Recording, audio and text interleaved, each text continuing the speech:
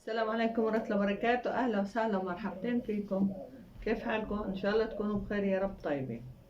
رح نتكلم عن المية اللي بنشربها، بس بدنا نتكلم عن فوائدها على الريق.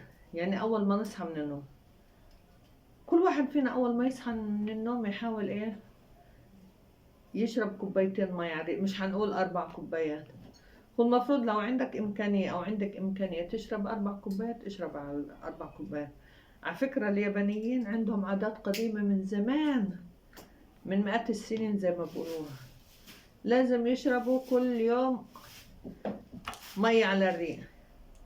بتلاقي الواحد عمره 60 سنة تقول عليه 40 سنة. أول حاجة لأن المية بتطلع السموم من الجسم. كل السموم اللي في جسمك أو جسمك بتطلع من جسمك من شرب المي اللي على الريق بالذات. طبعا بتغسل الكلى. أول ما نصحى من النوم طبعا هذا بتعمل غسيل كلوي طبيعي. البشرة بتشد البشرة على فكرة، وبتنقيها وبتصفيها. بتبقى عند الواحدة بشرة متوهجة، سواء راجل أو ست أو بنت أو شاب، بتبقى بشرتنا حلوة ونضرة. بتعالج عسر الهضم والحموضة اللي بتيجي بعد الأكل. يعني كل يوم أول ما نصحى من النوم علينا بشرب المية.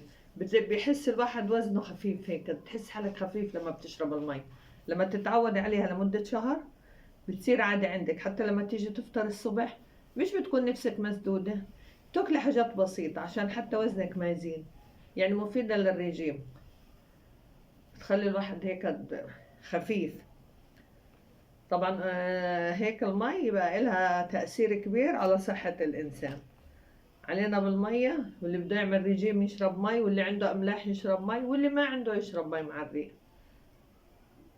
اشربوا مي واعملوا لايكات واشتراكات وتعليقات وادعوا لي. السلام عليكم ورحمة الله وبركاته.